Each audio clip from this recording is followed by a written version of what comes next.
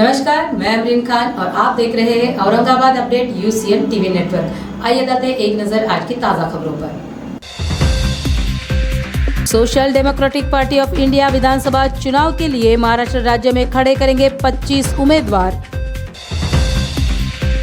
भारत मुक्ति मोर्चा की तरफ से नारेगांव मुस्लिम कब्रिस्तान के लिए जन आज़ाद मोर्चा और रास्ता रोको जन आंदोलन का आयोजन।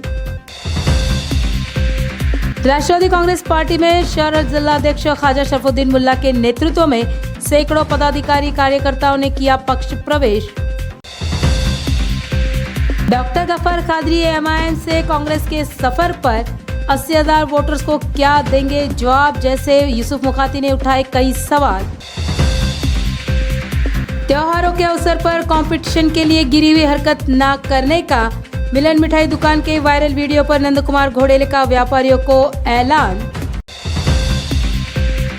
गरुड़ झेप एकेडमी के संचालक सुरेश सोनो ने विधानसभा चुनाव में अपक्ष उम्मीदवार के तौर पर भरेंगे nomination form. Social Democratic Party of India की तरफ से विधानसभा चुनाव के लिए महाराष्ट्र राज्य में 25 उम्मीदवार खड़े किए जाने वाले हैं। विधानसभा चुनाव इस बार बहुत ही दिलचस्प होने वाला है। चुनाव जीतने के लिए हर पार्टी अपनी तरफ से पुरजोर कोशिश कर रही है। एसडीपीआई की तरफ से पत्रकार परिषद का आयोजन किया गया था। Aurangabad update UCN TV news के साथ इसकी पूरी जानकारी साझा की गई है। आज social Democratic Party of India SDPI कल हमारे मुंबई स्टेट ऑफिस से हमने 8 सीटों का जो है तो अनाउंसमेंट किया था। उसके बाद रात होते तक और एक सीट अनाउंस किया हमने पुणे हड़पसर कॉन्स्टिट्यूंसी से। औरंगाबाद के अंदर हमारे 3 सीट जो है तो कॉन्टेस्ट होने जा रहे हैं। पहला औरंगाबाद पूर्व, औरंगाबाद सेंट्रल और पैठन कॉन्स्टिट्यूंसी, ये 3 विधानसभा से हम जो है तो औरंगाबाद डिस्ट्रिक्ट के अंदर जो है तो इलेक्शन कॉन्टेस्ट करने जा रहे हैं। इलेक्शन लड़ने के लिए हमारे जो मुद्दे हैं, हमारा तमाम अवाम से, यहाँ के तमाम लीडरान से, उलमा इकराम से और तभी धर्म के जो है तो लीडरों से हम जो है तो एक आह्वान करते हैं कि वो लोग जो है तो social Democratic Party of India SDPI को सपोर्ट करें। आप किसी के इन्फ्लुएंस के अंदर किसी का सेट किया हुआ जो है तो एक एसडीपीआई को लेके एक एंगल है, वो एंगल के अंदर बात ना करते हुए हम जो बात रख रहे हैं वो बातों को सुनिए। हम किस तरह अपनी बात को रख रहे हैं। हम किसी के वोट यहाँ डिवाइड करने नहीं आए, यहाँ किसी को जो है तो हम नुकसान पहुंचाने नहीं आए। हमारा महाराष्ट्र के अंदर इलेक्शन कॉन्टेस्ट करने का सीधा एक मकसद है, भाजपा को और उसकी जैसी विचारधारा की पार्टियों को जो है तो सत्ता से दूर करना, ये हमारा पहला मकसद है। दूसरा, और साथ ही साथ जो सो कॉल्ड सेकुलर पॉलिटिकल पार्टियां हैं, ये सो कॉल्ड पॉलिटिकल पार्टियों को भाजपा के नाम से डर कर इनके बंधुआ मजदूर बनना, इनके गुलाम बनना, ये social Democratic Party of India की सोच नहीं है। हमारा ये मानना है कि अगर कोई पार्टी लोकतांत्रिक है, डेमोक्रेटिक है, धर्मनिरपेक्ष है, तो वो एसडीपीआई से अच्छा इनको पूरे देश के अंदर कोई साथी और कोई दोस्त नहीं मिल सकता।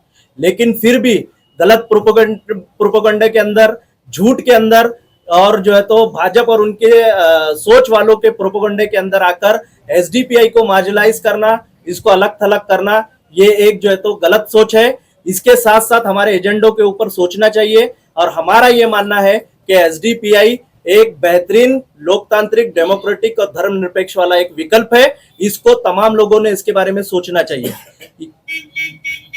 साथ ही साथ अभी जो हमारे यहाँ पर महाराष्ट्र के अंदर मेन एजेंडे है, वो मेन एजेंडे के अंदर हमारे मुख्य जो मुद्दे हैं, वो मुद्दों के अंदर हम इलेक्शन कॉन्टेस्ट करने जा रहे हैं। पहला हमारा मुद्दा है राज्य के अंदर समानता और न्याय के लिए संघर्ष। जैसे कि आप सब जानते हैं कि एसडीपीआई जब से 2021 नवंबर से जब से एक्टिव हुई महाराष्ट्र के अंदर, तब से लेकर अब तक लगातार न्याय के लिए और समानता के लिए जो है तो संघर्ष कर रही है। ये हमारा एक मिशन है। हम इसके अंदर किसी भी तरह का समझौता, कॉम्प्रोमाइज नहीं करेंगे। हम अगर हमारे साथ में जो विपक्ष के पार्टियां हैं, ये पार्टियां आज हम देख रहे हैं कि मीडिया के लोग क्या कैसे पीछे खड़े हुए हैं, कार्यकर्ता पीछे सरको, कार्यकर्ता पीछे सरको। ये मुद्दों, विपक्ष के पार्टियां जो है तो इसके अंदर, ये मुद्दों के अंदर हमने देखा कि उनके अंदर ना तो पहले ईमानदारी है और ना ही जो है तो ये समानता और न्याय के लिए जो है तो आगे आना चाहते हैं। एसडीपीआई अपने इस कमिटमेंट के अंदर जो है तो प्रतिबद्ध है। हम जो है तो लगातार इसके लिए संघर्ष करते रहेंगे। दूसरा, कल्याणकारी एवं सकारात्मक विकास के लिए जो है तो प्रयास करना, हमारा प्रयास जो है तो कल्याणकारी महाराष्ट्र के लिए हमारा प्रयास रहेगा। साथ ही साथ इसके अंदर सकारात्मक रूप से हम लोग जो है तो आगे जाना चाहते हैं। अभी महाराष्ट्र राज्य के अंदर जितनी भी बड़ी पार्टियां हैं, बड़े लीडरान हैं, ये सिर्फ दावे करते हैं, बातें करते हैं, खोखले इनके दावे हैं, इनके बातों के अंदर सच्चाई नहीं है। समृद्धि एक हाईवे बनाकर पूरे महाराष्ट्र का डेवलपमेंट नहीं कहा जा सकता। नारेगांव यहाँ पर मुस्लिम कब्रिस्तान के लिए कई सालों से जगह की मांग की जा रही है, लेकिन इस मांग की तरफ गंभीरता से नहीं देखा जा रहा। इसलिए फिर एक बार मुस्लिम कब्रिस्तान के लिए जमीन की मांग को लेकर जनाजा मोर्चा और रास्ता रोको जन आंदोलन के लिए भारत मुक्ति मोर्चा की तरफ से जिलाधिकारी को निवेदन दिया गया। खान, राज्य कार्यकारिणी सदस्य, भारत मुक्ति मोर्चा महाराष्ट्र। साथियों, जैसे कि आप सभी लोगों को इस बात की जानकारी हो चुकी है, मैं बीते 15 सालों से जिस इलाके में रहता हूँ, नारेगांव औरंगाबाद पूर्व का मतदार संघ है, जहाँ मैं रहता हूँ, वहाँ की मुसलमानों की आबादी 80 से 90 हज़ार हो चुकी है और वहाँ पर कब्रिस्तान सिर्फ आधे एकड़ में है, जिसे लेकर भारत मुक्ति मोर्चा, राष्ट्रीय मुस्लिम मोर्चा द्वारा कई बार हमने आंदोलन के माध्यम से शासन प्रशासन को निवेदन दिया, उनसे मुलाकात की, सैकड़ों चक्रें हमने यहाँ पर लगाई, उनसे 2 कलेक्टर साहब यहाँ के बदली हो गए। हर बार आश्वासन हमें ये दिया गया कि भाई हम फला बहुत जल्द आपको कर देंगे। तो इससे पहले भी जब हमने मोर्चा निकालने की कोशिश की तो कलेक्टर साहब ने कहा गट नंबर 26 शहजादपुर में आपको 7.5 एकड़ ज़मीन दी जाती है, जो कि एथोराइज कागज़ पे हमको उन्होंने लिख कर दिया था, उसकी गिनती भी करवाई, पर कुछ लोगों ने वहाँ नाजायज़ कब्ज़ा कर रखा है। जबकि साहब ने हमको कहा था बहुत जल्दी कार्रवाई करके हम आपके हैंडओवर को ज़मीन कर देंगे, मुस्लिम कब्रिस्तान जो है हमारे हैंडओवर कर देंगे। ना उन्होंने हमें ज़मीन अवेलेबल करवाई, ना 7/12 पे उसका उल्लेख किया। हम लोग अगर कल तक हमें कोई लेके आश्वासन ये नहीं देता है शासन प्रशासन, तो हम आने वाले जुमा के दिन 25 अक्टूबर को जनाजा मोर्चा नारेगांव से हम लोग कलेक्टर ऑफिस तक लेके आ आएंगे, जिसमें SC ST OBC माइनॉरिटी के भाई हमारे शामिल रहेंगे। अरे हम कोई घर की जगह नहीं मांग रहे हैं, ना रहने के लिए घर मांग रहे हैं, ना खेती करने के लिए ज़मीन मांग रहे हैं। ये हमारा संवैधानिक अधिकार है जो हमसे कोई नहीं छीन सकता। माननीय मेश्राम साहब ने इससे पहले भी सूचित किया था कि ये हमारा संवैधानिक अधिकार है। हम संवैधानिक अधिकार के दायरे में रहते हुए हम लोग जो है मुस्लिम कब्रिस्तान की जगह की जो मांग कर रहे हैं, ये नाजायज़ नहीं है, ये जायज़ है और ये हमारा संवैधानिक हक है। तो मैं शासन प्रशासन से वापस से फिर से एक बार रिक्वेस्ट करना चाहता हूँ, अगर हमें कल तक अगर कोई वो लेके आश्वासन नहीं देते हैं, जगह अवेलेबल करवा के नहीं देते हैं, तो जनाजा मोर्चा हम यहाँ पर लाएंगे और आने वाली डेड बॉडी जो भी है कलेक्टर ऑफिस के सामने दफनाएंगे। इतना ही मैं कहना चाहता हूँ। आपका नाम बताइए। मेरा नाम अलियार खान, राज्य कार्यकारिणी सदस्य, भारत मुक्ति मोर्चा महाराष्ट्र। मुक्ति मोर्चा के राष्ट्रीय अध्यक्ष माननीय मोहम्मद मेश्राम साहब के पास नारेगांव के कब्रिस्तान का जो मुद्दा है, जो हज़ारों लाखों मुस्लिम समुदाय वहाँ पर रहता है और उनके मृत्यु पश्चात दफन करने के लिए भी उन्हें ज़मीन वहाँ पर नहीं है, ये भयंकर मुद्दा है। पिछले 2-4 साल से भारत मुक्ति मोर्चा के कार्यकर्ता पदाधिकारी यहाँ पर कलेक्टर ऑफिस में मनपा के जो आयुक्त हैं उनको मांग कर रहे हैं, मगर वो 2-3 साल से उन्हें वो कोई उनके ऊपर कार्रवाई करते हुए नहीं दिखाई दे रहे। तो अभी पिछले 1 महीने पहले माननीय मोहम्मद मेश्राम साहब के माध्यम से यहाँ पर जनाजा मोर्चा निकालने के लिए हमें निर्देश किए गए थे, मगर यहाँ पे के कमिश्नर साहब और यहाँ के कलेक्टर साहब के निवेदन से हम लोगों ने वो जनाजा मोर्चा रोका था।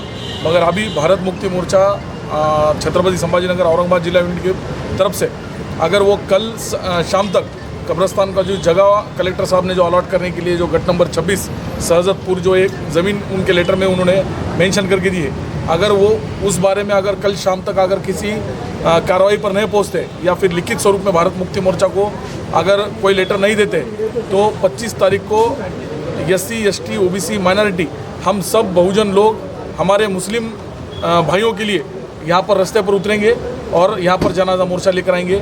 और उससे भी अगर ये प्रशासन अगर रास्ते पर नहीं आया और हमारी मांग उन्होंने पूरी नहीं करी, तो आने वाले 1 नवंबर 2024 के दिन हम यहाँ पर सवेरे 10 बजे से लेकर अनलिमिटेड टाइम के लिए हम यहाँ पर रास्ता रोको करेंगे। ये भारत मुक्ति मोर्चा की हमारी यहाँ के जिलाधिकारी साहब से मांग है। उन्होंने कल शाम तक हमें उन्होंने लिखित स्वरूप में उन्होंने जवाब देना चाहिए, वरना हम आंदोलन करने के लिए तैयार हैं। कितने सालों से चल रहा है मुद्दा?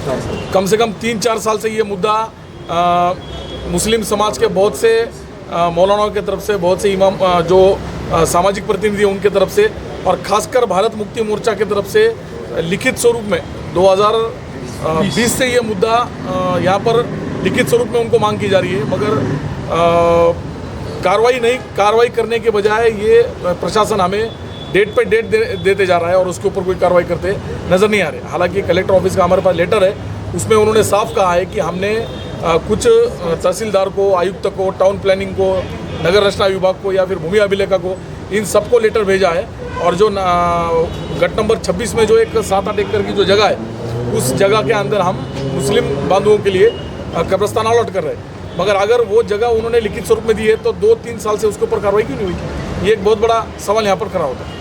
एनसीपी शहर जिलाध्यक्ष ख्वाजा शरफुद्दीन मुल्ला के नेतृत्व में तथा राष्ट्रवादी यूथ कांग्रेस पश्चिम मतदार संघ के अध्यक्ष शेख अब्दुल मतीन और कार्याध्यक्ष शेख अब्दुल हक इनकी उपस्थिति में सैकड़ों पदाधिकारी और कार्यकर्ताओं ने राष्ट्रवादी कांग्रेस पक्ष में प्रवेश किया।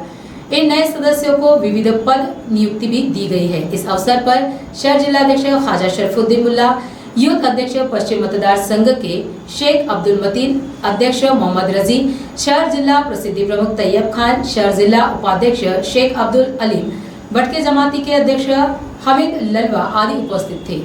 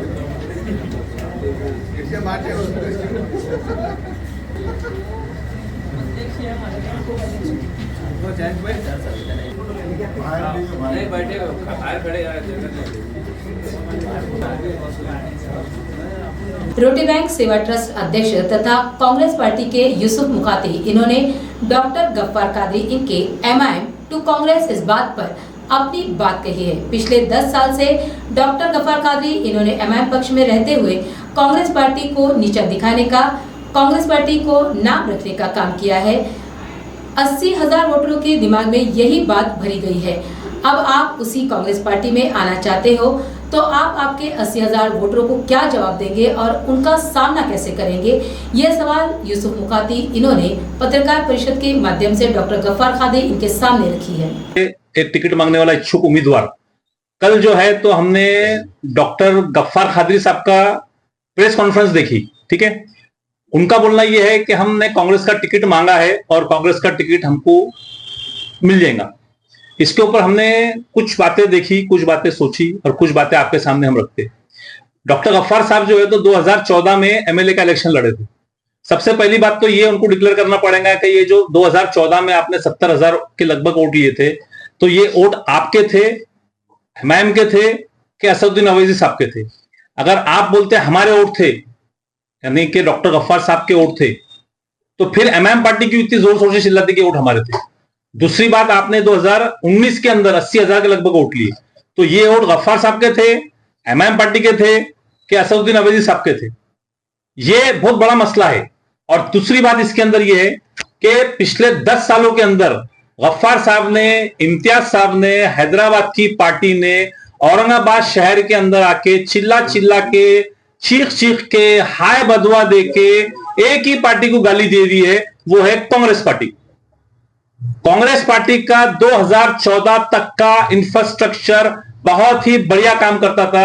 यहां पे खुद का आमदार था, राजेंद्र दाड़ा जी यहाँ के आमदार थे, यहाँ के मिनिस्टर थे, और 2014 तक के जो औरंगाबाद शहर के अंदर काम हुआ, आप देख रहे हैं। शेंद्रा एमआईडीसी यहाँ पे आया, एयरपोर्ट यहाँ पे आया, जितने उड़ान पुल थे यहाँ पे बने, इवन हमारा हज हाउस यहाँ पे बना, जितने भी औरंगाबाद शहर के मुस्लिम इलाके के कब्रिस्तान थे वो पूरे के पूरे 2014 के पहले कंप्लीट हो चुके थे। अब 2014 के बाद जब हैदराबाद की पार्टी औरंगाबाद के अंदर आके बोलती है कि हम यहाँ पे मुसलमानों की आवाज बढ़ेंगे, एमआईएम यहाँ पे आके इतिहाद रचेगा मुसलमानों के वास्ते, और गफ्फार खादरी साहब बोलते हैं कि मुझे कांग्रेस का टिकट दे दीजिए, मैं कांग्रेस का इच्छुक उम्मीदवार हूं, मैं कांग्रेस से लड़ना चाहता हूं, मैं दिल्ली गया, बंबई गया, राहुल गांधी को मिला, नाना भाऊ को मिला, इसको मिला, उसको मिला, आप दुआ करिए मेरे को टिकट मिल जाएंगी। भाई अल्लाह आपको टिकट दे दे, पर आपने कभी सोचा कि आप टिकट लेने के बाद 80,000 लोगों को क्या मुंह दिखाएंगे आपका?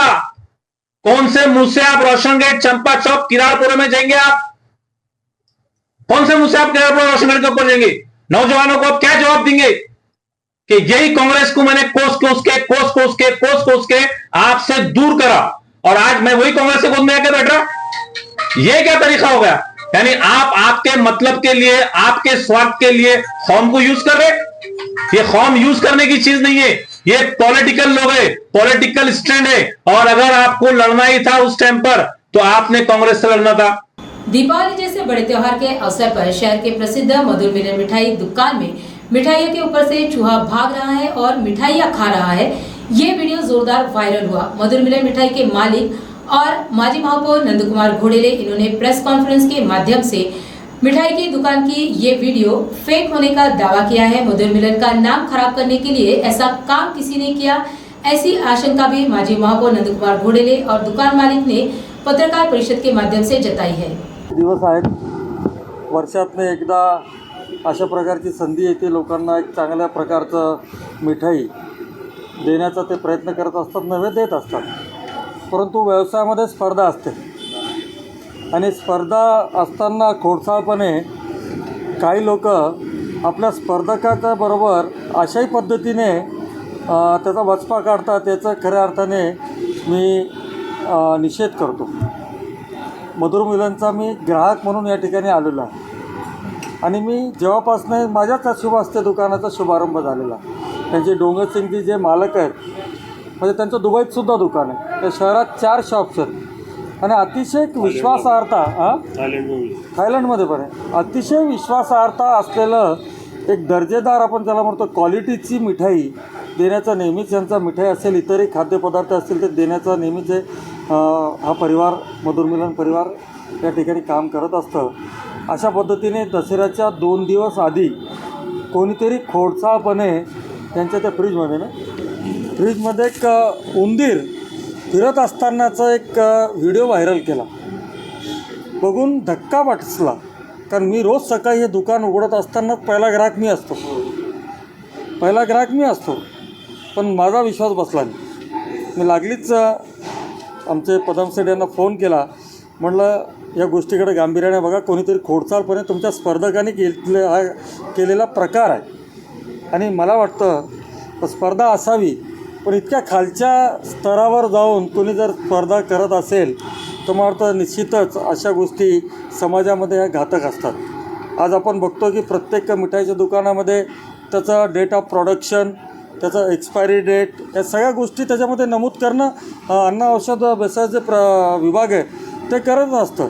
आणि त्या पद्धतीने सगळे नियम पाळून या कस्टमरों को पूरा विश्वास है कि ये अपनी दुकान ही नहीं है. 80% लोग तो जानते हैं कि इंग्लिश नहीं, अभी त्योहार का टाइम है, आपके इसके प्रभाव पड़ता है ना साहब. बिल्कुल कंपनियों के ऊपर है. आज जो दुकान जानते ही नहीं है, बड़े बड़े सेठ लोग हैं, वो अपने आदमियों के माध्यम से मिठाई मंगाते हैं. वो उन्होंने तो दुकान देखी नहीं है, फिर वो विश्वास तो करेंगे ना कि ये दुकान में तो मिठाई नहीं लेनी है. अपने फर्क पड़ता है ना, बहुत फर्क पड़ता है उसका. आपके साथ दोबारा ये ऐसी हरकत हुई है, क्या लगता है? ये साहब वही है, असामाजिक तत्व है, ये षड्यंत्र है पूरा का पूरा. किसी व्यवसायी के खिलाफ 100% उनको अच्छा नहीं लगता होगा कि भाई ये प्रोग्रेस करे. कोई कॉम्पिटिटर होगा आपका? कंपटीशन तो साहब शहर में बहुत होता है, उसमें अपना क्या लेना देना. जिस दिन मैं आया था आज से 30 साल पहले, हम 3 मिठाई वाले ही थे. आज कम से कम 250 दुकानें हैं यहाँ पे. तो हमने तो कभी कंपटीशन का सोचा नहीं. सब अपने अपने नसीब का खाता है और सब अपने, उसका कोई मतलब नहीं है. किस पर शक किस पर है? शक तो साहब अभी मैं किस पे बोलूँ आपको.